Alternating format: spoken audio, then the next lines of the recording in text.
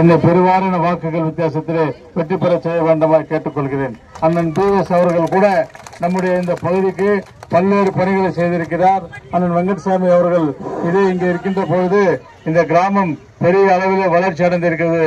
இந்த தேசிய நெடுஞ்சாலை எல்லாம் அவர்களுடைய காலத்திலே இங்கே பிளைஓவர் எல்லாம் போட்டு கொடுத்திருக்காங்க. ஆக இந்த தொழிற்சாலைகள் எல்லாம் வர நம்முடைய கலைஞரோடு இணக்கமாக இருந்தவர். அவர் இணக்கமாக இருந்த காரணத்தினால் இங்கே சிப்காட் 2 என்ற கொண்டு வந்து இன்றைக்கு இந்த பகுதி மக்கள் இன்றைக்கு சிப்காட் இங்கு மாறி இருக்கு என்று சொன்னால் அதற்கு திராவிட முன்னேற்ற கழகம் தான் காரணம்.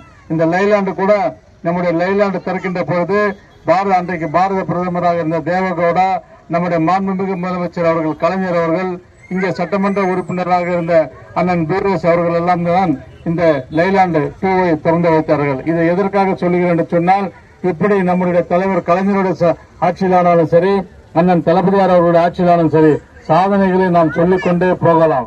ஆனால் விரல் விட்டு 1-2 சாதனை கூட சொல்ல முடியாது. ஒகேனக்கல் கூட்டு குடிநீர் திட்டம் தந்தது நம்முடைய ஆட்சியில தான். அதற்காக நீங்கள் வாக்களிக்க வேண்டிய சின்னம் உதயசூரியன், உதயசூரியன், உதயசூரியன். இஸ்லாமியர்களுக்கு பெருவாரியான திட்டங்களை வாரி வழங்கிய அரசு நம்முடைய திராவிட முன்னேற்ற கழகம் வழங்கி இருக்கிறது. ஹஜ் புனித பயணம் மேற்கொள்ளக்கூடிய இஸ்லாமிய